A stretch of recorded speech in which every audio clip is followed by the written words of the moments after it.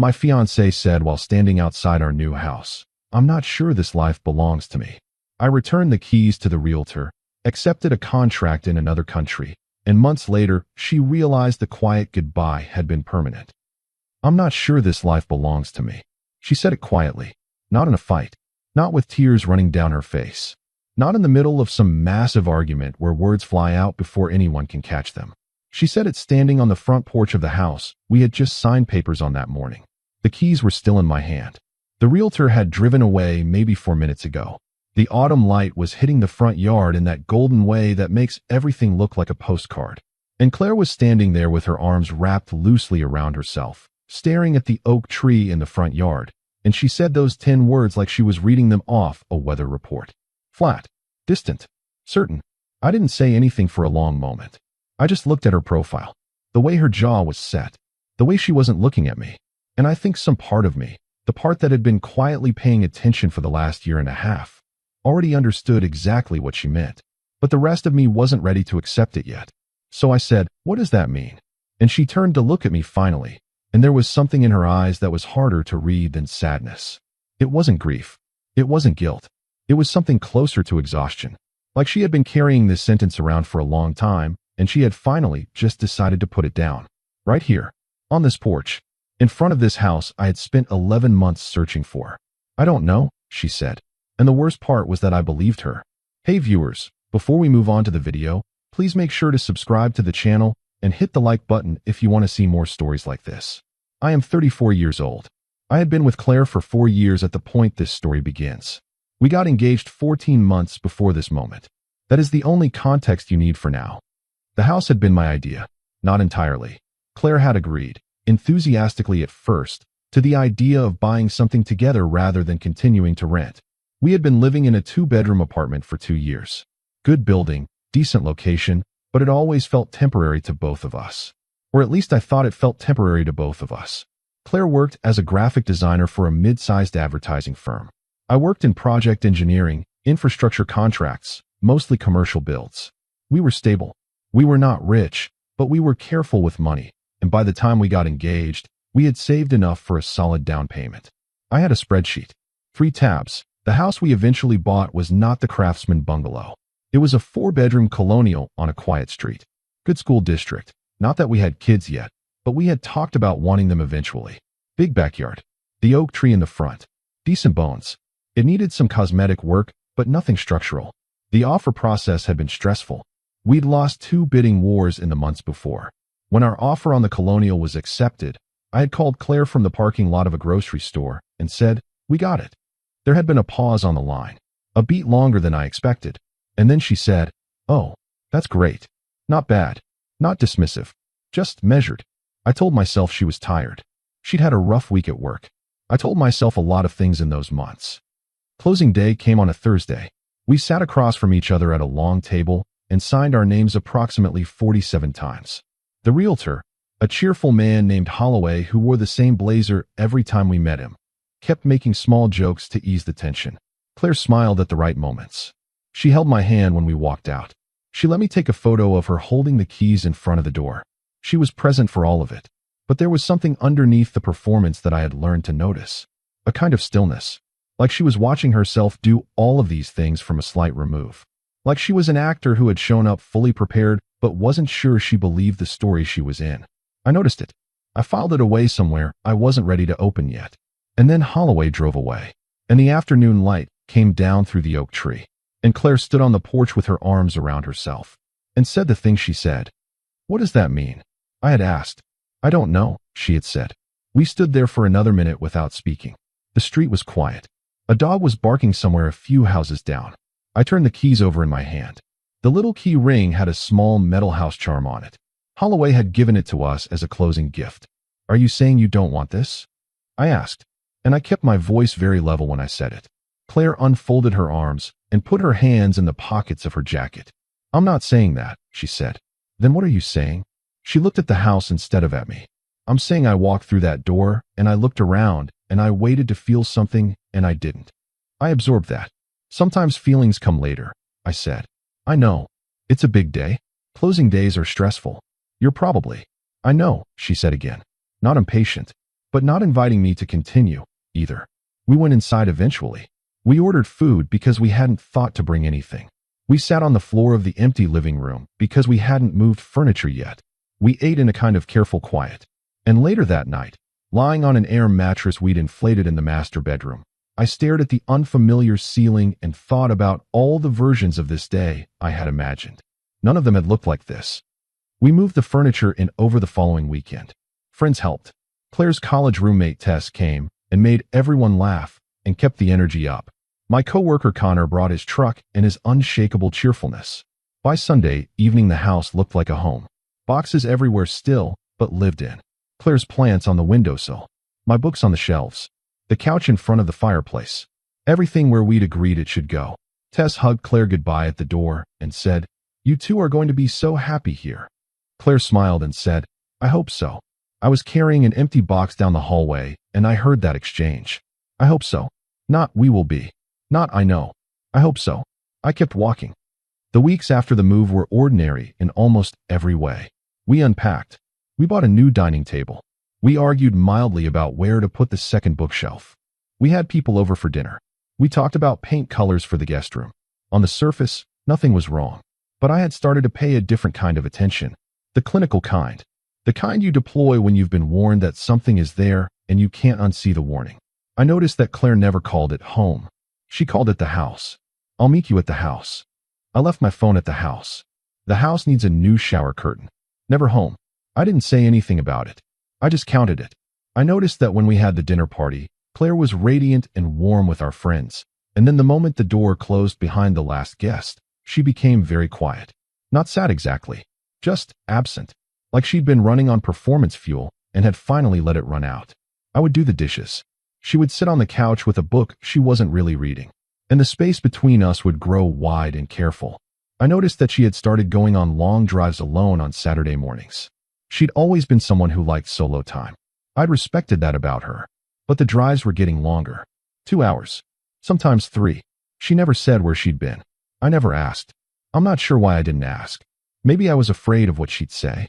Maybe I was afraid of what she wouldn't say. The conversation happened on a Tuesday evening in early November, about 6 weeks after we moved in. I had come home from a long site visit, tired in the specific way that physical work in cold weather creates, the kind of tired that lives in your shoulders and the back of your neck. Claire was in the kitchen when I came in. She had made pasta, which meant she'd been home for a while, which meant she was either in a decent mood or she was trying to soften something. I noticed the bottle of wine already open on the counter. We sat down. We talked about nothing much for the first 10 minutes. Her project at work, a neighbor who'd come to introduce himself, the grocery list we kept forgetting to complete. And then the conversation shifted in the way conversations do when someone has been waiting to say something. There's a quality to the pause. A change in air pressure, almost. "I've been thinking," Claire said. "About what?" I said. She turned her wine glass slowly in both hands. "About us. About everything." I put my fork down. "Okay." She looked up at me. "I think I've been going through the motions for a while now. And I don't think that's fair to you." I stayed very still. "How long is a while?" She hesitated. "A long time," she said quietly. The kitchen was warm. The pasta was getting cold. I thought about the Craftsman bungalow. About the pause on the phone when I told her we'd gotten the offer accepted. About the porch. About "I hope so." "Are you telling me you want to end this?" I asked. "I'm telling you I'm lost," she said. "And I think I've been lost for longer than I knew." That's not the same answer. I know. Silence. "Do you love me?" I asked. Not angrily. Just directly. She looked at me with something that might have been pain. "I love who you are," she said. "I love that you made a spreadsheet. I love that you care about things properly and completely. I love so many things about you." But she shook her head slightly. Not a denial. More like she didn't have the right word yet. "I don't know who I am in this life," she said finally. "In this house. With this future. And I think I agreed to all of it because I love you. And I thought that would be enough, and I'm scared that it isn't." I sat with that for a moment. "What would be enough?" I asked. "I don't know." "What do you want, Claire?" She was quiet for a long time. "That's exactly the problem," she said. "I genuinely don't know." We didn't break up that night, or the night after that, or for the next several weeks, actually. What happened instead was something more gradual and maybe more honest. We had the conversation, and then we had it again, and again, variations on the same core exchange, circling the same central wound. She didn't know what she wanted. She felt lost. She felt like the life we were building together was a life she'd agreed to intellectually, but hadn't chosen viscerally. And I, for my part, kept asking the wrong question. The question I kept asking was, what can I do? Like if I could identify the broken part, I could fix it. Like this was a structural problem and I just needed the right blueprint. She kept telling me, with more patience than I probably deserved, that it wasn't a problem I could fix, that it was something she had to figure out inside herself, that my wanting to solve it was actually part of the problem. I didn't fully understand that yet, but I was starting to. I want to tell you about something that happened at a work function in mid-November. A company dinner, not our company, but a client firm, at a restaurant downtown. Claire came with me. She wore a blue dress I'd always liked on her, and she was charming through the entire dinner. On the drive home, she was quiet, and at some point, stopped at a red light with the city moving around us, she said. Do you ever feel like you're performing a version of yourself? I glanced at her. Tonight. No. In general. Like the person everyone sees and expects is not quite the person you actually are. And at some point the gap between them gets so wide you can't figure out which one is real. I thought about it genuinely. Not in the way you're describing, I said. She nodded slowly. I know, she said. That's one of the things I've always admired about you. The light changed. I drove, and the silence that followed wasn't hostile, but it was honest. She was describing herself, and somewhere in describing herself, she was also, gently, describing why we didn't quite fit. Not because anything was broken, not because anyone had done anything wrong, but because she had been building a version of herself to match a life she'd agreed to, and the real version of her, the one that drove alone on Saturday mornings and stared at ceilings and said, I hope so, instead of, I know. That version had been sending signals for a long time, and I had been choosing not to receive them clearly. The end came in December. It was not dramatic. There was no screaming. No one threw anything. No dramatic revelation of betrayal or cruelty.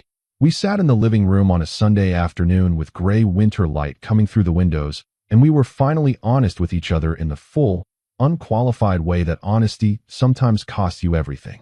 She said she thought we needed to separate. I said I'd been thinking the same thing for 3 weeks, but hadn't been able to say it. She cried a little. I did too, briefly. We talked for a long time. We were kind to each other. We did not pretend that kindness made it less devastating. By the end of the conversation, something had been formally named and therefore formally closed.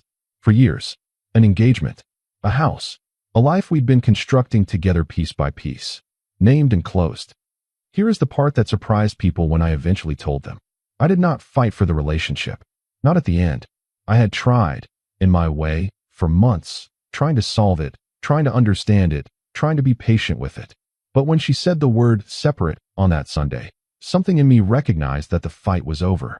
Not because I had given up, but because I understood, finally, that what she needed could not be given to her by someone who loved her. She needed to find out who she was when she wasn't trying to fit herself into someone else's vision of a good life. And I needed to stop building things for a future that someone else wasn't certain they wanted to live in. The logistics were complicated. The house was the biggest one. We had been in it for less than 2 months. We'd barely unpacked. Selling immediately would cost us. The market wasn't great. There were conversations with a financial advisor. There were conversations with both of our families that I will not detail here, because they are not my story to tell in full. Claire's mother cried on the phone with me and said she was so sorry. My brother said nothing useful but drove 3 hours to sit with me for a weekend, which was exactly the right instinct. And in the middle of all of this logistics and grief and reorganization, I got a phone call from a colleague named Barrow who ran a division in our parent company's international contracts. He'd been trying to fill a senior project lead position in their Copenhagen office for 4 months. He'd come to me once before, maybe 2 years earlier, and I'd said no. I had Claire. I had the apartment. I had the life we were building. Copenhagen was not part of the plan. But now it was December, and I was sitting in a house I owned half of and didn't know what to do with. And the plan had been formally closed. So when Barrow called and said, I know the timing is odd, but I want to ask again, I didn't say no immediately. I said, tell me about it. The contract was an 18-month position, renewable if both sides wanted it. Senior infrastructure lead on a large mixed-use development project. Good money, good experience. Copenhagen was, by most reasonable measures, a genuinely excellent city. I had never been. I spent 2 days thinking about it, and then I called Barrow back. I said yes. I told Claire. We were still living in the house at that point, technically, though she had been staying at Tessa's apartment for parts of the week. We'd agreed I would buy out her share of the equity over time, or we'd sell. Nothing was finalized yet. She came over to pick up some things, and I told her I'd taken the Copenhagen position. She stood in the hallway with a tote bag on her shoulder and looked at me. How long? She asked. 18 months to start. When do you go? February. She nodded slowly. That's good, she said finally. That's really a good opportunity. I know. Are you okay? She asked. And I almost laughed. Not cruelly. Just at the particular absurdity of where we had arrived. Not entirely, I said. But I will be. She looked at me for a moment longer than was comfortable. I'm sorry, she said. I know, I said. I didn't mean to. I know, Claire. She nodded. She left with her tote bag. I stood in the hallway of the house for a few minutes. And then I picked up my phone and called the realtor. Holloway answered on the second ring. I told him I needed to return the keys. There was a pause. The whole listing, he said. Yes. Another pause. Okay, he said, in the careful tone of a professional who has seen most things. Let's talk about next steps. I drove to his office the next day. I handed him back the key ring with the little metal house charm. He didn't make any small jokes this time. He was professional and thorough and kind. And when I walked out of his office into the cold December air, I felt something I hadn't expected. Not relief exactly. Something quieter than that. Clarity, maybe. The specific clarity that comes when you stop pretending that a situation is what you wanted it to be and start dealing with what it actually is. January was the month of endings. I sold or donated most of the furniture that was mine. I packed what I was taking, mostly clothes, my laptop, a few books, a small framed photo that had sat on my desk for years. My brother came to help. We didn't talk much. We worked. And at some point he looked around the nearly empty space and said, "You doing okay?" "Getting there," I said. "Copenhagen's a good city," he said. "I've heard that. Cold though." "I know." He nodded. We kept packing. I want to be honest about what those last weeks in that city felt like. Because I think it would be easy to tell this story as though I was calm and clear-eyed and resolute the whole time. I was not. There were nights that were genuinely terrible. Lying on an air mattress again. The same one from closing day, some cosmic joke. In a house that was now almost empty. Listening to the sounds of a neighborhood I'd barely gotten to know. There were moments when I questioned everything. Whether I'd been too passive for too long. Whether I'd missed something I should have seen earlier. Whether, if I'd been different in some specific way, the outcome would have been different. I turned those questions over a lot. I didn't arrive at clean answers. But eventually I arrived at this. I had loved her genuinely. I had built toward our future in good faith. I had missed some signals because I had been reading the signals I wanted to see instead of the ones that were actually there. And she had stayed in something she was uncertain about because she didn't want to hurt me. Neither of those things was a crime. Both of them had cost us something real. That was the truth, as honest as I could make it. I flew out on a Wednesday in the first week of February. Early morning flight. Gray dawn. The cab to the airport was driven by a man who talked for the first 10 minutes, and then, when I gave only short answers, went quiet and drove without complaint. I appreciated that. At the gate I sat with my bag at my feet and my hands loosely clasped, and I looked out the window at the planes moving in the early light. I thought about the porch, the oak tree, the key ring with the little metal house charm. And then I thought about Copenhagen, which I had now read enough about to picture. The canals, the old architecture, the particular northern light, the bicycle lanes, the cold that my brother had mentioned. A city I had never been to. A project I had never seen. A life I had not planned. Something in my chest that had been tight for months loosened very slightly. Not all the way, but some. The gate opened. I picked up my bag. I got on the plane. Copenhagen in February is exactly as cold as advertised.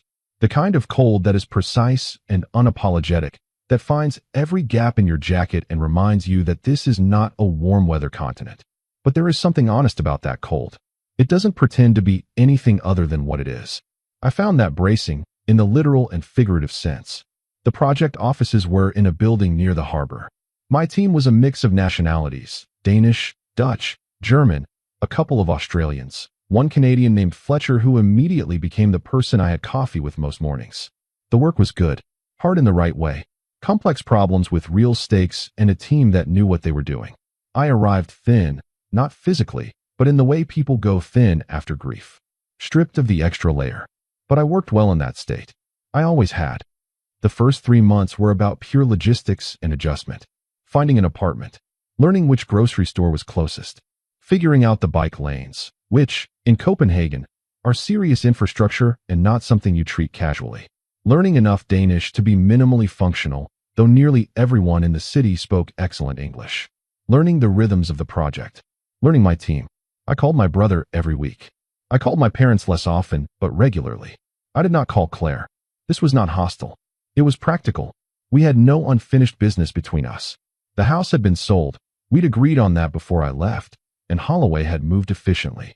We were both, in the clean legal sense, free. Calling her would not have helped either of us. So I didn't. And she didn't call me. Spring came to Copenhagen in a way I hadn't expected. After those February months of clean gray, cold, and short days, the city transformed almost violently into color. Green erupting from every available surface. Longer evenings. People outside in ways that suggested they had been starved for it. I started running along the harbor in the mornings. I started cooking again, something I had done a lot before Claire, and then somehow done less and less during the later part of our relationship. I made friends. Slowly, in the way adults make friends, through repeated proximity and the gradual accumulation of shared experiences. Fletcher and his partner had me to dinner. There was a woman on my team named Ingrid who had a dry, unhurried sense of humor that I grew to look forward to. There was a group from the project who sometimes went sailing on weekends in the summer. I went twice. I was terrible at sailing. I enjoyed it enormously. Life continued. It does that. Sometimes you have to remind yourself that it does, and then one morning you realize you haven't had to remind yourself in a while. It was late April when the message came. I was at my desk. The harbor was visible from the window. The message was from Claire. Short. Careful. It said, "I heard you're settled in Copenhagen. I'm glad. I've been thinking about you, and I wanted to reach out. I hope it's okay that I did." I read it twice. I put my phone face down on the desk. I looked out at the harbor for a while. I picked up the phone and wrote back. "It's okay. I'm settled. Work is good. Hope you're well." And then I put the phone down again and went back to what I'd been doing. Her reply came an hour later. "Can we talk sometime? Not about anything complicated. I just miss your voice." I sat with that message for the rest of the day. That evening, walking home along the canal, I thought about what I actually felt when I read it. I expected to feel pulled. The way you get pulled back towards something familiar, even when familiar isn't right. But what I actually felt was something more measured. Not coldness. Not anger. Not even sadness exactly. Just a quiet, settled awareness of where I was and where she was in the distance between those 2 points. She missed my voice. That was real, probably. Feelings don't turn off cleanly just because the situation changes. But missing a voice and wanting the life that came with it are two different things. She had stood on a porch and said the life didn't feel like hers. That hadn't been a momentary doubt. That had been the truth. And I had heard it, finally, and I had made my decisions accordingly. I got home. I made dinner. I wrote back. "I need some more time before I'm ready for that. I hope you understand." She replied, "I understand. Take your time." I appreciated that. I closed the app. I opened a beer. I watched the last of the light go out over the city from my apartment window. The summer was the best part of that first year. The light in Copenhagen in June barely fully leaves. By 10 at night, it's still a kind of dim amber blue that doesn't feel like real dark. The whole city stays out later than seems reasonable. The harbor fills with swimmers. There are festivals and outdoor concerts and long evenings in courtyards with people you've begun to trust. I worked hard. I ran most mornings. I got marginally better at sailing. I called my brother, and we talked for an hour one Sunday about nothing in particular, which is the best kind of conversation. And one afternoon in late June, sitting outside with Fletcher after a long site visit, he said something offhand that I've thought about since. We were talking about the project, about how a structure that looks simple from the outside often has hidden complexity in its foundations. And Fletcher said, "The foundation work is always the least visible part, but it's the thing that determines whether everything else holds." He was talking about the building. I was thinking about something else entirely. Tess reached out in July, Claire's college roommate. She sent me a brief message saying she hoped I was doing well and that Copenhagen sounded incredible. I thanked her and asked if Claire was okay. It felt like the right question to ask without asking too much. Tess took a few hours to reply. When she did, she said, "She's okay. She's going through some things. She moved to a smaller apartment. She's been doing a lot of thinking." I said I was glad she had some space to do that. Tess said, "She talks about you sometimes. She says she didn't know how much had been yours until it wasn't. I read that line several times. Didn't know how much had been yours until it wasn't. I understood what that meant. The house, the future, the plan, the structure of the life we'd been building. She had let it go because she wasn't sure it was hers. And in the letting go, she had discovered that a significant portion of what had felt stable and certain in her days had actually been made of things I had been providing. The spreadsheet, the plan, the forward motion, the certainty about where we were heading. I had been load-bearing, and she hadn't fully understood that until the load was gone. I didn't say any of that to Tess. I just said, I hope she finds what she's looking for. And I meant it. There was a moment in August. I was on a video call with my mother. She was asking about the apartment, the food, whether I was sleeping properly, all the things mothers ask. And at some point she said, "Do you ever regret going?" I thought about it genuinely before answering. "No," I said. "Not even a little." "Not the way you mean," I said. "I regret that the relationship ended. I miss parts of it. But going, no. Going was the right thing." My mother was quiet for a moment. Then she said, "You always did know when to stop building something that wasn't going to hold." I laughed a little at that. "I don't know if that's true," I said. "It is," she said. "You just sometimes take a while to get there." Fair enough. The message from Claire came in September. Not short this time. Long. The kind of message that takes a long time to write and a long time to read. I'm going to paraphrase rather than quote it directly, both for privacy and because the specifics matter less than the shape of it. She said she had been doing a lot of work on herself. Therapy. Honest conversations with people who knew her well. Time alone in ways she hadn't allowed herself before. She said she understood now things she hadn't understood then. She said she'd spent a lot of the spring thinking the separation was a pause. That I had gone to Copenhagen as a kind of mutual step back. That we would reconnect when I came home. That there was a version of this that still ended with us. She said she'd been telling herself that story for months. And then, somewhere around July, she had realized that the story wasn't true. That I hadn't gone to Copenhagen to wait. I had gone to Copenhagen to live. And that she had said goodbye to me. And I had heard it. And I had arranged my life accordingly. In the quiet way I had done that. No ultimatums, no dramatic scenes, no angry declarations. Was somehow more final than any of those things would have been. She said, "I think I assumed that if it ended quietly, it could also start again quietly. I didn't understand that some quiet endings are permanent." She asked if there was any version of this where we could try again. She said she didn't want to push if I had moved on, but she needed to ask. She said she was sorry for how long it had taken her to understand what she had. I sat with that message for a long time. A very long time. I sat with it on the couch in my apartment with the September light coming through the window and the sound of the canal outside. And I noticed what I felt. Not absence of feeling. Not indifference. I felt something real and complicated for the person I had spent 4 years with. I always would. That doesn't go away cleanly. But underneath that, solid and quiet, was something else. An awareness of who I had been for the last 8 months. The running. The cooking. The bad sailing. The coffee with Fletcher. The long evenings in the northern light. The work that was hard in the right way. The growing sense that I was not performing a version of myself. That the person waking up in the city was the actual person and not a draft of one. I thought about the porch. The 10 words she had said. "I'm not sure this life belongs to me." And I thought about what had happened since. She had let go of that life.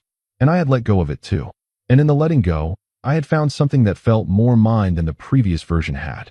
Not because the previous version had been bad, but because it had been built around holding something together that was quietly asking to be released. I thought about all of this for a long time. And then I wrote back. I wrote, "Thank you for telling me all of this. I mean that. It took honesty to write it. I'm not angry with you. I don't think I've ever really been angry with you. What happened between us happened in good faith on both sides, and I know that. But I have to be honest with you the way you've been honest with me. I didn't go to Copenhagen to wait. You're right about that. And when you said what you said on that porch, I heard it the way you meant it, even though it took me a while to fully accept it. And once I accepted it, I made my choices accordingly. I'm not saying this to be cold. I'm saying it because you deserve a real answer and not a soft one. I hope you find what you were looking for when you stood on that porch and couldn't feel what you expected to feel.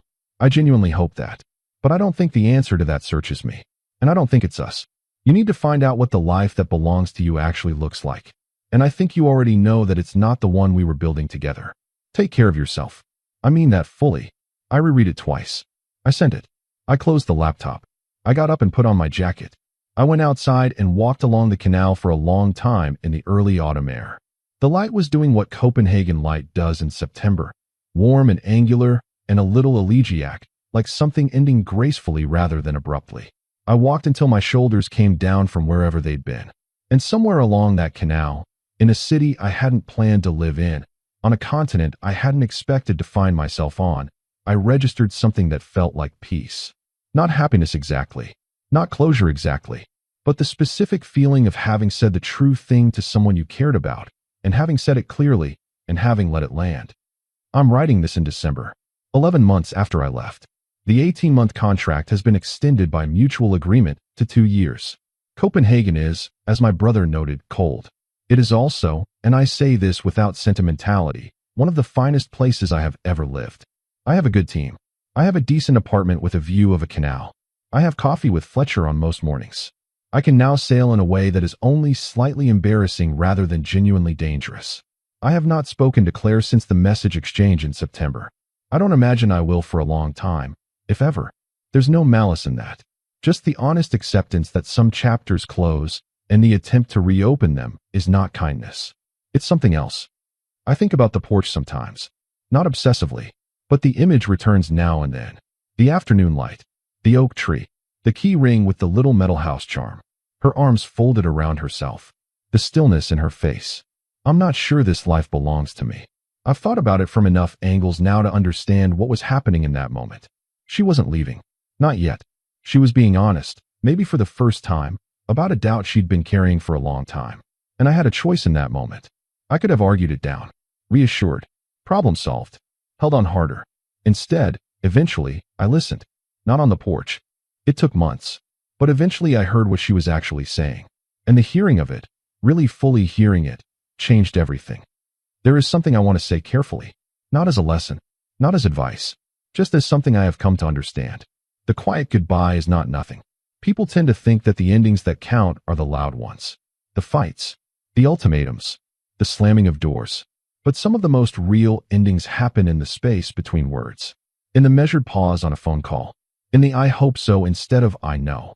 In the standing on a porch looking at a tree instead of at the person beside you. Those quiet moments carry information. The choice is whether to receive them. I chose, eventually, to receive them. And the person who returned the keys to the realtor and got on a plane to Copenhagen and learned to make his own meals in a foreign city and found that his actual shape, the real one, not the one he'd been fitting into a shared space, was different from what he'd thought. That person is doing better than I had any right to expect. That's the story. No villain. No dramatic revelation. No moment where someone is proven wrong in a satisfying way. Just two people who were in each other's lives completely and honestly, who turned out not to be built for the same future, who figured that out slowly and painfully, and then, finally, let each other go. And the life I have now, small in some ways, uncomplicated in the good way, actually mine. Holloway, the realtor, sent me a Christmas card. He does this for all his clients, I assume. It was a generic holiday image with his name and his firm's logo and a line that said, "Wishing you and yours a happy holiday season and a prosperous new year." I almost threw it away, but then I kept it. I put it on my kitchen windowsill, next to a plan I had managed, against most reasonable expectations, to keep alive for 6 months. There is something about that card that makes me smile. Not because of Holloway, but because of the "and yours." I don't have a yours right now. Not in the way he meant. But I have a city, a canal, a team, a slightly improved sailing ability, a brother who drives long distances when it matters, a mother who says true things plainly, a sense of who I am when no one else is defining the parameters. That's a form of yours. A life that is mine. Not despite what happened on that porch. Because of it. She thought she was telling me she was uncertain. She was actually telling me something was over. And when I finally understood that, I did what I should have done the moment I heard it. I let it be true. I returned the keys. I got on the plane. I let the quiet goodbye be permanent. And somewhere over the Atlantic, at 37,000 feet with the dark ocean somewhere below me and a city I had never seen waiting on the other side, I exhaled for what felt like the first time in a year.